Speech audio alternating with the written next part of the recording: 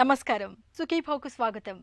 ఈరోజు సుఖీభవలో నొప్పి నివారణలతో కిడ్నీలకు చేటు, ఆరోగ్యానికి హెర్బల్ టీ, హెపటైటిస్ బికి ఆయుర్వేద వైద్యం, రక్తంలో క్యాన్సర్ నయమవుతుందా, ఇంకా హెల్త్ టిప్. ఒళ్ళు నొప్పులు, కండరాల బాధల నుంచి ఉపశమనం పొందడానికి ఇవాళ మనం పెయిన్ కిల్లర్లను ఎడాపెడా వాడేస్తున్నాం.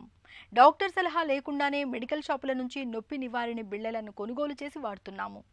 ఈ మాత్రలతో మనకు నొప్పులు, బాధలు తగ్గిపోతాయి, కానీ వాటి తాలూకు ప్రభావం మాత్రం మన కిడ్నీలపై చాలా తీవ్రంగా ఉంటుంది. ఇవాళ కిడ్నీ జబ్బులకు హై బీపీతో పాటు పెయిన్ కిల్లర్ల వాడకము ఒక ప్రధాన కారణంగా ఉంటోందని డాక్టర్లు చెప్తున్నారు.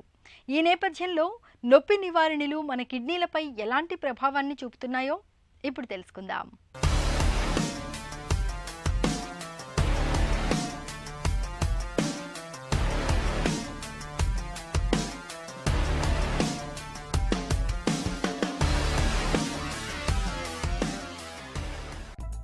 నొప్పి, బాధ మన ఒంటిని పచ్చిపుండులాగా మార్చేస్తాయి. గుండెల్లో గుణపాలు దించినట్లుగా మన ప్రాణాల్ని తోడేస్తాయి. ఇలాంటప్పుడు పెయిన్ కిల్లర్స్ అనేవి మనకు వరప్రసాదాల్లాగా కనిపిస్తాయి. ఒక్క మాత్ర వేసుకుంటే చాలు, చేత్తో తీసేసినట్టుగా నొప్పి ఇట్టే మాయమైపోతుంది. అయితే ఇది నాణ్యానికి ఒకవైపు మాత్రమే.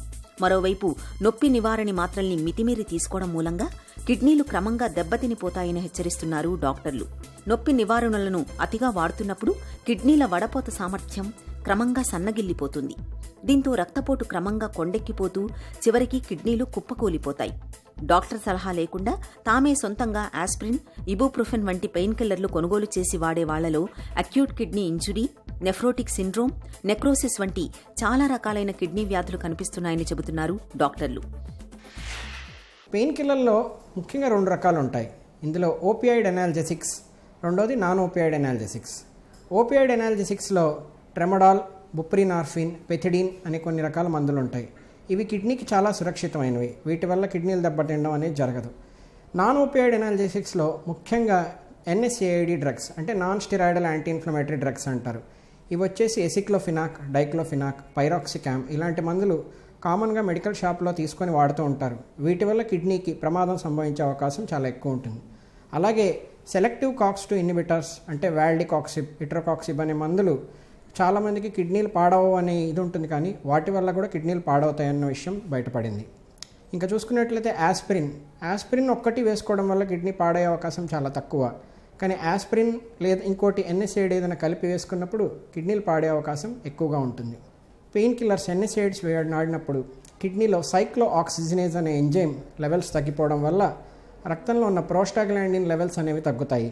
ఈ సమతుల్యం కిడ్నీలో దెబ్బతినడం వల్ల కిడ్నీ లోపల అంతర్గత భాగాలకు, ముఖ్యంగా మెడుల్లా భాగానికి రక్త సరఫరా అనేది తీవ్రంగా నిలిచిపోతుంది. సో ఈ రక్త సరఫరా తగ్గిపోవడం వల్ల కిడ్నీలు అనేవి పెయిన్ కిల్లర్ వేసుకున్న తర్వాత పాడవుతూ ఉంటుంది. ఇందులో ముఖ్యంగా వచ్చి అక్యూట్ రీనల్ ఫెయిల్యూర్, అంటే క్రియాటినిన్ పెరగడం, మూత్రం తగ్గిపోవడం, రక్తంలో తేడాలు రావడం, ఇది చాలా సాధారణంగా జరిగేది. రెండోది వచ్చేసి ప్రోటీన్యూరియా అంటే మూత్రంలో ప్రోటీన్స్ పోవడం. కొన్నిసార్లు ఈ ప్రోటీన్ కనుక చాలా ఎక్కువ పోతున్నప్పుడు నెఫ్రోటిక్ సిండ్రోమ్ అనేది రావడం కూడా జరుగుతూ ఉంటుంది. ఇంకోటి వచ్చేసి ఇంటర్స్టీషియల్ నెఫ్రైటిస్ అంటారు. ఇంటర్స్టీషియల్ నెఫ్రైటిస్ అంటే నొప్పి మందులు NSAIDs ఎక్కువ వాడే వాళ్ళలో కిడ్నీ లోపలి భాగం మెడుల్లా కనుక పనిచేయడం తగ్గిపోతే మూత్రాన్ని కాన్సన్ట్రేట్ చేసే కెపాసిటీ పోవడం వల్ల రాత్రిపూట ఎక్కువసార్లు మూత్రానికి వెళ్ళాల్సి రావడం, పాలియూరియా, నాక్ట్యూరియా అనేవి వస్తూ ఉంటాయి. ఇవే కాకుండా సోడియం రిటెన్షన్, అంటే రక్తంలో ఉప్పు ఉండిపోవడం వల్ల దాంతోపాటు వాటర్ కూడా ఉండిపోయి పెయిన్ కిల్లర్స్ వాడే వాళ్ళలో మొహం వాపు, కాళ్ళవాపులు వస్తూ ఉంటాయి. కొన్ని సందర్భాల్లో NSAIDs వాడడం వల్ల హైపర్కెలేమియా, అంటే రక్తంలో పొటాషియం లెవెల్స్ పెరగడం, దానివల్ల వచ్చే హార్ట్ ప్రాబ్లమ్స్ పెరగడం, ఇవన్నీ కూడా జరుగుతూ ఉంటాయి. ఇంకొక చాలా భయంకరమైనది ఏంటంటే ఈ పెయిన్ కిల్లర్స్ వాడేవాళ్ళలో రీనల్ పాపిలరీ నెక్రోసిస్ అంటారు. అంటే కిడ్నీ లోపలి భాగానికి రక్త సరఫరా పూర్తిగా నిలిచిపోయినట్లయితే ఈ పాపిల్లా అనేవి భాగాలు ఊడిపోయి మూత్రంలో రావడం, మళ్ళీ కిందకి వెళ్ళే దారిలో అడ్డం పట్టడం, దానివల్ల హెమచ్యూరియా రావడం, కిడ్నీల వాపు రావడం, ఇలాంటివన్నీ జరుగుతుంటాయి. ఇప్పటికే హై బీపీ, గుండె జబ్బులు, క్యాన్సర్ల వంటి దీర్ఘకాలిక జబ్బులతో బాధపడుతున్న వాళ్లు ఈ పెయిన్ కిల్లర్స్ విషయంలో చాలా జాగ్రత్తగా ఉండాలి. హై బీపీకి మందులు వాడేవాళ్లు నొప్పి నివారణి మందుల్ని వేసుకున్నప్పుడు అవి రక్తపోటు మందులతో ప్రతిచర్యల్ని జరిపి ప్రమాదకర సమస్యల్ని తెచ్చిపెట్టే ప్రమాదం ఎప్పుడూ ఉంటుంది. నిజానికి బ్రూఫెన్, డైక్లోఫెనాక్, నాప్రోక్సెన్ వంటి నొప్పి నివారణ మందుల్ని వేసుకున్నప్పుడు ఛాతీలో మంట రాకుండా ఒమేజ్ వంటి ప్రోటాన్ పంప్ ఇన్హిబిటార్స్ మాత్రల్ని కూడా వేసుకోవాల్సి ఉంటుంది. అయితే దుకాణాల్లో సొంతంగా మందులు కొనుక్కుని వేసుకునే వారికి ఈ విషయం తెలియకపోవడం వల్ల చేజేతులా ముప్పును కొని తెచ్చుకుంటున్నారని చెబుతారు డాక్టర్లు. ఏ మందులతో కలిపి వాడితే ఈ పెయిన్ కిల్లర్స్ ఇబ్బంది అవుతుంది? ముఖ్యంగా హై బీపీ, అంటే బీపీ మందుల్లో AC inhibitors, angiotensin receptor blockers అంటారు, అంటే టెల్మిసార్టాన్, రామిప్రిల్ ఇలాంటి మందులు కిడ్నీ లోపల ఉన్న రక్తనాళాల మీద పనిచేసి బీపీని కంట్రోల్ చేస్తూ ఉంటాయి. సో ఇవి వాడుతున్న వారు కనుక ఈ ఎన్ఎస్ఐడ్ అనే పెయిన్ కిల్లర్స్ వేసుకున్నట్లయితే వారిలో కిడ్నీలు పాడే అవకాశం చాలా ఎక్కువగా ఉంటుంది. అలాగే ఏఆర్ఎన్ఐస్, అంటే హార్ట్ ఫెయిల్యూర్ ఉన్న వాళ్ళలో యాంజియోటెన్సిన్ రిసెప్టార్ నెఫ్రిలైసిన్ ఇన్హిబిటార్ అంటారు. ఈ రకం మందులు వాడుతున్న వాళ్ళు కూడా ఎన్ఎస్ఐడ్ వాడితే కనుక చాలా ఇబ్బంది అయ్యే అవకాశం ఉంటుంది. ఇంకోటి, ముఖ్యంగా నీళ్ల విరోచనాలు అవుతున్న వాళ్ళకి బాడీ పెయిన్స్ ఉన్నాయని చెప్పి ఈ పెయిన్ కిల్లర్ వేసుకోవడం వల్ల కిడ్నీకి అందే రక్తం ఇంకా దారుణంగా తగ్గిపోయి కిడ్నీలు తొందరగా ఫెయిల్ అయ్యే అవకాశం ఉంటుంది. పెయిన్ కిల్లర్స్ వాడే ముందు ఖచ్చితంగా గుర్తుపెట్టుకోవాల్సింది, పెయిన్ కిల్లర్స్ అనేవి సేఫ్ మందులు కాదు. సో మీకు అత్యవసరం అయితేనే పెయిన్ కిల్లర్ అనేది వేసుకోవాలి. ఒకవేళ వేసుకోవాల్సి వస్తే అతి తక్కువ సమయంలో డాక్టర్ గారి సూచన ప్రకారం అతి తక్కువ టాబ్లెట్లు వేసుకొని దాన్ని ఆపేయాలి. ముఖ్యంగా షుగర్ ఉన్నవాళ్ళు ఎన్ఎస్ఐడ్ పెయిన్ కిల్లర్స్ వాడకుండా ఉండడం చాలా మంచిది. వారిలో ఏదైనా నొప్పులు అలాంటివి ఏమైనా ఉన్నట్లయితే ట్రెమడాల్ లేదా పారాసెటమాల్ వేసుకోవడం అనేది ఉత్తమం. కిడ్నీల ఆరోగ్యం బాగుండడానికి ముఖ్యమైన సూత్రం, ఒకవేళ షుగర్ ఉన్నట్లయితే షుగర్ని కంట్రోల్ చేసుకోవడం. రెండోది, అధిక రక్తపోటు ఉన్నవాళ్ళు రక్తపోటుని కరెక్ట్గా కంట్రోల్ చేసుకోవడం. మూడోది, లైఫ్ స్టైల్ చేంజెస్, అంటే జీవన విధాన సరళిని మార్చుకోవడం. ఇందులో ముఖ్య భాగంగా స్మోకింగ్, అంటే ధూమపానాన్ని మానివేయాలి. ధూమపానాన్ని ఏ రూపంలోనూ తీసుకోరాదు, సిగరెట్, చుట్టా, బీడీ ఏది కూడా తీసుకోవడానికి వీల్లేదు. అట్లాగే ఆల్కహాల్ తీసుకునే అలవాటు ఉన్నవాళ్ళు మితంగా వారానికి ఒక్కసారి కంటే ఎక్కువ తీసుకోకుండా ఉండడం చాలా మంచిది. అధిక బరువు తగ్గించుకోవాలి, ఎందుకంటే బరువు ఉన్న వారిలో కిడ్నీ మీద ఒత్తిడి తీవ్రంగా పడటం, దానివల్ల కిడ్నీలు పాడవడం అనేది జరుగుతూ ఉంటుంది. సో ఇవి మనం ముఖ్యంగా పెట్టుకోవాల్సింది. అతి సర్వత్ర వర్జయేత్ అన్నది మన నానుడి. ఈ పెయిన్ కిల్లర్స్ వాడకంలో ఇది 100కి 100 పాళ్లు వర్తిస్తుంది. ఈ పెయిన్ కిల్లర్స్ ని డాక్టర్ సలహా మేరకు మాత్రమే వాడుకోవాలి. ఇక నొప్పి నివారణ మందుల్ని తప్పనిసరిగా వాడాల్సి వచ్చినప్పుడు కూడా కొన్ని ప్రత్యేకమైన జాగ్రత్తలు తీసుకోవాలి. ఈ పెయిన్ కిల్లర్స్ ని ఎట్టి పరిస్థితుల్లోనూ పరగడుపున, ఖాళీ కడుపుతో తీసుకోకూడదు. మందుల్ని వేసుకున్న తర్వాత సాధ్యమైనంత ఎక్కువగా నీళ్లను తాగాలి. ఎక్కువ రోజులు వాడాల్సి వచ్చినప్పుడు తప్పనిసరిగా డాక్టర్ సలహా తీసుకోవాలి. ఈ జాగ్రత్తలు నొప్పి మందులతో పొంచి ఉన్న సమస్యల్ని చాలా వరకు తగ్గిస్తాయి. పెయిన్ కిల్లర్లనేవి రెండు వైపులా పదునున్న కత్తి లాంటివి. డాక్టర్ సలహా మేరకు విచక్షణతో వాడుకుంటే మంచి ఫలితమే ఉంటుంది. మితిమీరి ఎడాపెడా వాడితే మాత్రం మన కిడ్నీలను, ఆపై ఆరోగ్యాన్ని ఫణంగా పెట్టాల్సి వస్తుంది. తలనొప్పిగా ఉన్నప్పుడు, ఒత్తిడిగా, అలసటగా అనిపిస్తున్నప్పుడు ఒక కప్పు టీ తాగితే చాలు. ఒత్తిడి, అలసట, తలనొప్పి ఇట్టే తగ్గిపోతాయి. మనసు తిరిగి ఉత్సాహంతో ఇట్టే ఉరకలేస్తుంది. సాధారణ టీతోనే ఇంత ప్రయోజనం ఉన్నప్పుడు ఆ టీలోకి ఆరోగ్యాన్నిచ్చే కాసిని వనమూలికలు కలిపితే మంచి సువాసనతో కూడిన రుచితో పాటు ఇతరత్ర ఆరోగ్య ప్రయోజనాలు చాలానే లభిస్తాయి. ఆరోగ్యానికి ఎంతగానో మేలు చేసే హెర్బల్ టీ గురించిన పూర్తి వివరాల్ని ఇప్పుడు తెలుసుకుందాం.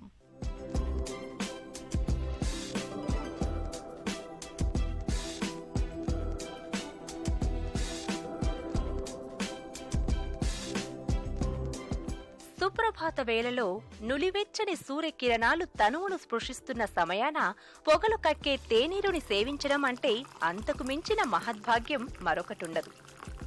నిజమే, తేనీరు సేవనం అనేది ఇప్పుడు మనకు నిత్య జీవితంలో ఒక భాగమైపోయింది. ఉదయం లేచింది మొదలు రాత్రి పడుకునేదాకా 3-4 కప్పుల తేనీరు మన పొట్టలోకి వెళ్లడం అనేది ఇప్పుడు మనలో చాలా మందికి చాలా సాధారణమైన విషయంగా మారిపోయింది. అయితే ఏదో మొక్కుబడిగా కాకుండా కాస్తంత వైవిధ్యంగా, సుగంధాన్ని కూడా వెదజల్లేలా మూలికల్ని కలిపి తేనీరుని తయారు చేసుకుంటే చక్కటి రుచితో పాటు ఆరోగ్యానికి కూడా కాస్తంత మేలు జరుగుతుందని చెబుతున్నారు డాక్టర్లు.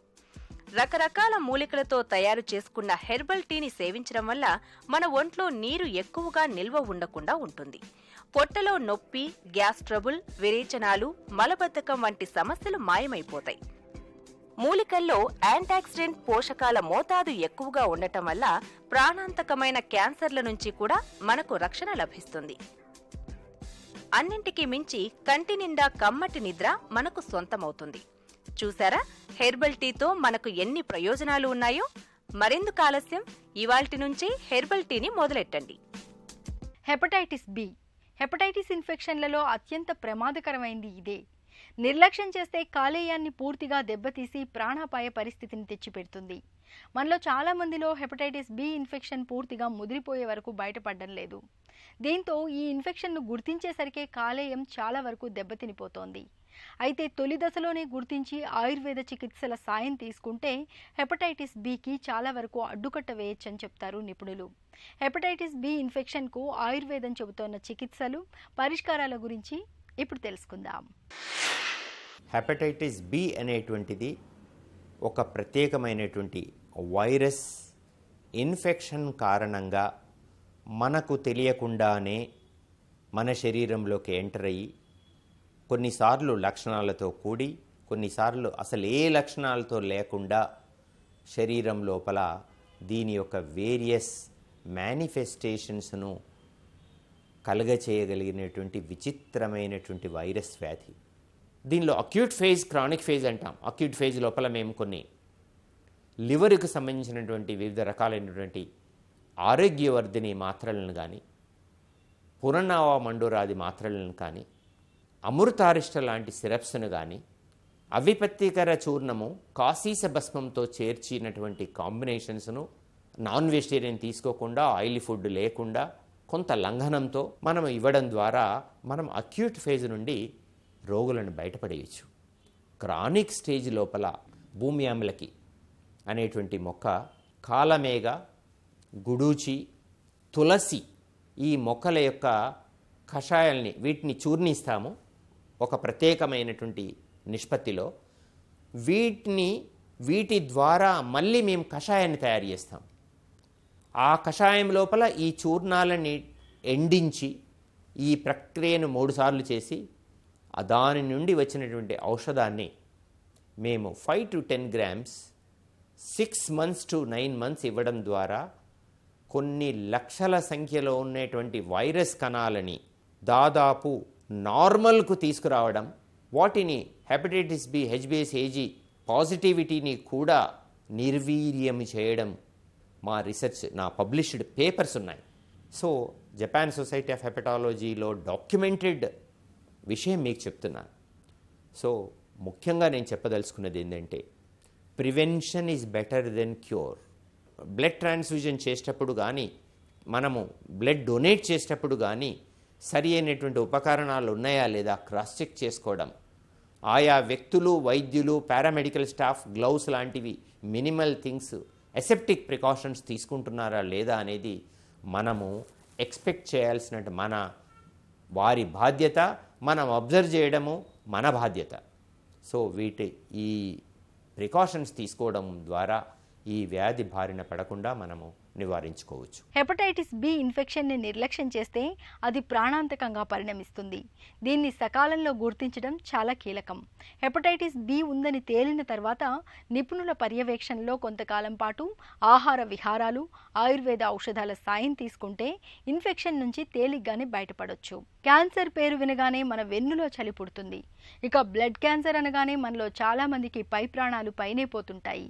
మన ఒంట్లో సైనికుల్లాంటి తెల్ల రక్త కణాల ఉత్పత్తి గాడి తప్పినప్పుడు ప్రాణాంతకమైన బ్లడ్ క్యాన్సర్ వచ్చి పడుతూ ఉంటుంది. వైద్య పరిభాషలో లుకీమియాగా పిలిచే బ్లడ్ క్యాన్సర్ ఎక్కువగా పిల్లల్లో కనిపిస్తూ ఉంటుంది. నిర్లక్ష్యం చేస్తే నిండు ప్రాణాల్ని హరించే బ్లడ్ క్యాన్సర్కు అసలు కారణాలు, చికిత్స, నివారణ మార్గాల గురించి డాక్టర్ని అడిగి ఇప్పుడు తెలుసుకుందాం.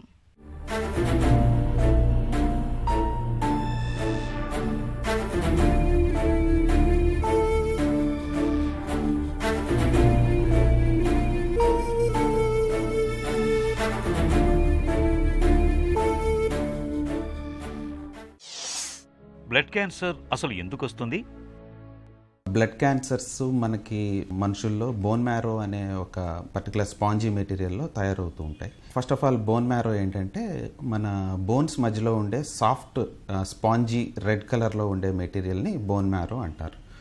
అక్కడి నుంచి మన రక్తంలో ఉండే రొటీన్ హిమోగ్లోబిన్ కానీ, red blood cells, white blood cells and platelets అనేవి అదొక ఫ్యాక్టరీ లాగా త్రూ అవుట్ ద లైఫ్ తయారు చేస్తూనే ఉంటుందన్నమాట. సో అక్కడ ఒక్కొక్కసారి క్యాన్సర్ మొదలవుతుంది. ఆ క్యాన్సర్ ఏం చేస్తుందంటే అది పెరిగి బోన్ మ్యారో అంతా వ్యాపించి నార్మల్ కణాలని తయారు చేయకుండా అడ్డుపడుతుంది. సో ఎప్పుడైతే అక్కడ క్యాన్సర్ మొదలైందో అది అప్పుడు హిమోగ్లోబిన్ తగ్గిపోవడం, డబ్ల్యూబీసీ బాగా పెరిగిపోవడం క్యాన్సర్ కణాలతో, ప్లేట్లెట్స్ తగ్గిపోవడం ఇలాంటివి జరుగుతూ ఉంటాయి. లుకీమియా అంటే ఏంటి? ఎన్ని రకాలుగా ఉంటుంది? బ్లడ్ క్యాన్సర్స్ అనేవి గడ్డలా ఫామ్ అవ్వకుండా అవి బ్లడ్లో కలిసిపోయి క్యాన్సర్ కణాలు ఉంటాయి సార్. సో దానివల్ల మనం దాన్ని ఒక కణితిలా కాకుండా దాన్ని లిక్విడ్ మ్యాలిగ్నెన్సీస్ అని కూడా మనం అంటూ ఉంటాం బ్లడ్ క్యాన్సర్స్ని. బ్లడ్ క్యాన్సర్స్లో రకరకాలు ఉంటాయి. First and serious cancers like acute leukaemias ఉంటాయి, లింఫోమాస్, మల్టిపుల్ మైలోమా అండ్ కొన్ని రకాల chronic cancers, chronic myeloid ల్యూకీమియా, CML అంటారు, క్రానిక్ లింఫోసైటిక్ ల్యూకీమియా, సిఎల్ఎల్ అంటారు, మైలోడిస్ప్లాస్టిక్ సిండ్రోమ్స్, ఇవన్నీ బోన్ మ్యారోలో తయారవుతాయి అన్నమాట. ఫస్ట్ మనం మాట్లాడుకుంటే ఎక్యూట్ లుకీమియాస్ మెయిన్గా 2 రకాలుగా ఉంటాయి. Acute lymphoblastic ల్యూకీమియా and acute myeloid ల్యూకీమియా అని 2 రకాలు ఉంటాయి. ALL అండ్ AML అంటారనమాట. ఎక్కువగా ఇవి ఏ ఏజ్ గ్రూప్ వాళ్ళకైనా వస్తూ ఉంటాయి. ఏజ్తో సంబంధం లేకుండా 2-3 నెలల పిల్లల దగ్గర నుంచి 90 సంవత్సరాల వయసు ఉండే ముసలి వాళ్ళ వరకు ఎవరికైనా ఈ బ్లడ్ క్యాన్సర్స్ రావచ్చు. కాకపోతే చిన్నపిల్లల్లో వచ్చే బ్లడ్ క్యాన్సర్స్ ఎక్కువగా ఎక్యూట్ లింఫోబ్లాస్టిక్ ల్యూకీమియాస్ ఉంటాయి. 15 సంవత్సరాల లోపు వచ్చే పిల్లల్లో ఎక్యూట్ లింఫోబ్లాస్టిక్ ల్యూకీమియాస్ ఎక్కువ ఉంటాయి. ఎక్యూట్ మైలోయిడ్ ల్యూకీమియాస్ కొద్దిగా పెద్దవాళ్ళు, ఎల్డర్లీ 40-50 ఏజ్ దాటిన వాళ్ళు ఉంటాయి. కాకపోతే కొద్దిగా రేర్గా AML చిన్నపిల్లల్లో రావచ్చు, ALL పెద్దవాళ్ళు కూడా రావచ్చు. లుకీమియా లక్షణాలు ఎలా ఉంటాయి? జ్వరం వస్తూ ఉంటుంది పర్సిస్టెంట్గా. ఎంత ట్రీట్మెంట్ చేసినా, రకరకాల యాంటీబయాటిక్స్ ప్రైమరీ కేర్ ఫిజిషియన్ దగ్గర తీసుకున్నా కూడా ఫీవర్ వస్తూనే ఉంటుంది ఒక 2-3 వారాల పాటు. దాంతోపాటు కొంతమందిలో బ్లీడింగ్ అవుతూ ఉంటుంది. గమ్స్ అంటే చిగుల్లోంచి బ్లీడింగ్ రావడం, మోషన్ నల్లగా అవడం, యూరిన్ ఎర్రగా అవడం, ఒళ్ళంతా స్కిన్ మీద బ్లాక్ స్పాట్స్ రావడం, ఇలాంటివి జరుగుతూ ఉంటుంది. అది మనకు ఒక బ్లీడింగ్ ఇండికేషన్ అనమాట. సో అప్పుడు ఇలాంటి ఇండికేషన్స్ ఉండేటప్పుడు CBC కంప్లీట్ బ్లడ్ పిక్చర్ అంటారు. ఆ టెస్ట్ ఒక్కటి చేసుకోగలిగితే అందులో హిమోగ్లోబిన్ తగ్గిందా, ప్లేట్లెట్స్ బాగా తగ్గాయా అండ్ వైట్ బ్లడ్ సెల్స్ ఏమైనా పెరిగాయా అనే విషయం తెలుస్తుంది అనమాట. సో ఈ విషయం తెలిసి ఎప్పుడైతే ప్రైమరీ ఫిజిషియన్ సస్పెక్ట్ చేసి సమ్ డిసీజ్ హిమటలాజికల్ క్యాన్సర్స్ ఏమైనా ఉన్నాయని సస్పెక్ట్ చేసి వాళ్ళు హిమటో ఆంకాలజిస్ట్ దగ్గరికి పంపిస్తే మేము దాన్ని పెరిఫరల్ స్మియర్ అని ఒక స్మియర్ టెస్టింగ్ ఉంటుంది సేమ్ బ్లడ్లోనే. అందులో ఏమైనా క్యాన్సర్ కణాలు ఉన్నాయా అని చూసుకొని అందులో ఏమైనా డౌట్ ఉంటే అప్పుడు మనం బోన్ మ్యారో ఎగ్జామినేషన్ అనమాట, bone marrow aspiration, bone marrow biopsy, కొన్ని రకాల ఫ్లోసైటోమెట్రీ టెస్టులు, జెనెటిక్ టెస్టులు చేసి ఈ వ్యక్తిలో ఈ డిసీజ్ ఉంది, ఈ type of blood cancer, acute ల్యూకీమియా ఉంది, క్రానిక్ ల్యూకీమియా ఉంది, multiple myeloma, lymphoma, ALL, AML ఇలా డిఫరెన్షియేట్ చేసుకుని ఒక్కొక్క దానికి ఒక్కోలా ట్రీట్మెంట్ ఉంటుందన్నమాట. లుకీమియాకు చికిత్స ఎలా ఉంటుంది? చిన్నపిల్లల్లో ఎక్యూట్ లింఫోబ్లాస్టిక్ ల్యూకీమియాస్ ట్రీట్మెంట్ వాళ్ళు బాగా తట్టుకోగలరు చిన్నపిల్లలు.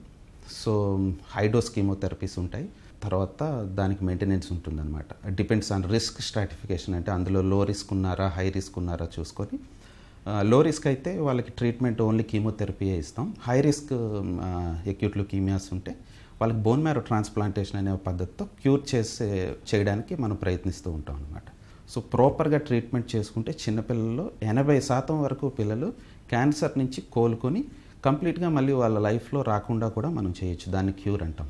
అదే పెద్దవాళ్ళలోకి వెళ్తే ఈ క్యూర్ రేట్స్ తక్కువగా ఉంటాయి, చిన్నపిల్లలంతా ఎక్కువగా ఉండవు. పెద్దవాళ్ళు వచ్చే ఎక్యూట్ మైలోయిడ్ ల్యూకీమియాస్ దాని ట్రీట్మెంట్ పద్ధతులు ఫస్ట్ మంత్ హైడోస్ కీమోథెరపీ ఇస్తాం, తర్వాత కన్సాలిడేషన్ అని ఒక 4 months పాటు ఇస్తాం. ఒకవేళ వాళ్ళు కూడా హై రిస్క్లో ఉంటే బోన్ మ్యారో ట్రాన్స్ప్లాంటేషన్ అనేది సజెస్ట్ చేస్తాం అనమాట.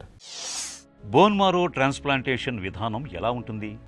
బోన్ మ్యారో ట్రాన్స్ప్లాంటేషన్ గురించి మాట్లాడుకుంటే పేషెంట్ తాలూకా సిబ్లింగ్స్ అంటే బ్రదర్స్ కానీ సిస్టర్స్ కానీ ఒక రకమైన HLA టైపింగ్ చేస్తాం. అది జెనెటిక్ టెస్ట్, చాలా డీప్గా వేరియస్ 10 క్యారెక్టరిస్టిక్స్ చూస్తుంది. హెచ్ఎల్ఏ టెస్టింగ్ అంటాం. సో ఆ 10 క్యారెక్టరిస్టిక్స్ మ్యాచ్ అయితే దాన్ని ఫుల్ మ్యాచ్ డోనర్ అంటాం అనమాట. సో అదృష్టవశాత్తు ఫ్యామిలీలో బ్రదర్స్ సిస్టర్స్ పేషెంట్కి ఎవరైనా మ్యాచ్ దొరికితే వాళ్ళ తాలూకా స్టెమ్ సెల్స్ని మనం బ్లడ్లోంచే కలెక్ట్ చేసి డోనర్ తాలూకా స్టెమ్ సెల్స్ని పేషెంట్కి అప్పుడు మనం కీమోథెరపీ ఇస్తాం. కీమోథెరపీని ప్రిపరేటరీ కీమోథెరపీ అంటారు. అది స్టెమ్ సెల్స్ కలెక్షన్ ముందే మనము పేషెంట్కి స్టార్ట్ చేసేస్తాం. ప్రిపరేటరీ రెజిమెన్ అంటే అర్థం ఏంటంటే అదొక రకమైన కీమోథెరపీ. అది ఏం చేస్తుందంటే ఇంతకుముందు మనం ఇచ్చిన కీమోథెరపీ అయిపోయిన తర్వాత బాడీలో ఏమైనా క్యాన్సర్ కణాలు మిగిలిపోయి ఉంటే ఈ ప్రిపరేటరీ హైడోస్ కీమోథెరపీ బాడీలో ఎక్కడున్నా వెతికి క్యాన్సర్ని చంపేస్తుంది. దాంతోపాటు మనం బయట నుంచి వాళ్ళ బ్రదర్ నుంచి ఇచ్చే స్టెమ్ సెల్స్ అతని బాడీలో ఉండడానికి ఉపయోగకరమైన వాతావరణాన్ని ఈ కీమోథెరపీ పేషెంట్ శరీరంలో కల్పిస్తుంది అనమాట. సో వన్స్ మనం ఈ ప్రిపరేటరీ కీమోథెరపీ, కండిషనింగ్ కీమోథెరపీ పేషెంట్కి ఇచ్చేసిన తర్వాత డోనార్ నుంచి కలెక్ట్ చేసిన స్టెమ్ సెల్స్ని సేమ్ మన క్యాథెటర్లోంచే అంటే మనం ఐవీ లైన్లోంచే పేషెంట్కి ఒక బ్లడ్ ప్యాకెట్ ఎక్కించినట్టుగా ఎక్కిస్తాం అనమాట. బ్లడ్లోకి ఎక్కించిన స్టెమ్ సెల్స్ ఆటోమేటిక్గా వెళ్ళి బోన్ మ్యారోలో సీడ్స్ లాగా ప్లేస్ అవుతాయి అన్నమాట. సో అక్కడి నుంచి అవి పెరగడం మొదలయ్యి normal white blood cells, normal haemoglobin, red blood cells and normal ప్లేట్లెట్స్ని ప్రొడ్యూస్ చేస్తాయి. ఈ patients first 3 months regular followups every weekly once or weekly twice వచ్చి చూపించుకుంటూ ఉండాలి. ఆ తర్వాత 1 year పాటు చాలా జాగ్రత్తగా మనం మానిటర్ చేసుకుంటూ చెప్పిన మందులు 4-5 రకాల మందులు ఉంటాయి, ట్యాబ్లెట్స్, అవి కంటిన్యూ చేసుకోగలిగితే ఈ బ్లడ్ క్యాన్సర్స్ నుంచి క్యూర్ చేసే అవకాశాలు ఎక్కువగా ఉంటాయి అన్నమాట. బ్లడ్ క్యాన్సర్కు సత్వర వైద్యమే అసలు చికిత్స. రక్తంలో క్యాన్సర్ ఆన వాళ్లను త్వరగా పసిగట్టడంతో పాటు అంతే త్వరగా చికిత్సను మొదలు పెడితే ఫలితాలు బాగుంటాయి. పెద్దలతో పోలిస్తే పిల్లల్లో బ్లడ్ క్యాన్సర్ త్వరగా నయమయ్యే అవకాశాలు ఎక్కువగా ఉంటాయి. చిన్న చిట్కా మీకోసం. వైరల్ జ్వరంతో బాధపడుతున్నప్పుడు చిటికెడు వాము పొడికి తగినంత పాత బెల్లాన్ని కలిపి రోజుకు 2 పూట్లా తీసుకోండి. జ్వరం క్రమంగా తగ్గుముఖం పడుతుంది. సుఖీభవ కార్యక్రమానికి సంబంధించిన మీ విలువైన సూచనలు, సలహాలు వెంటనే మాకు తెలియజేయండి. మా చిరునామా Sukhibhava, ETV, Ramoji film city, Hyderabad 501512 లేదా sukhibhava@etv.co.in కు ఈమెయిల్ చేయండి.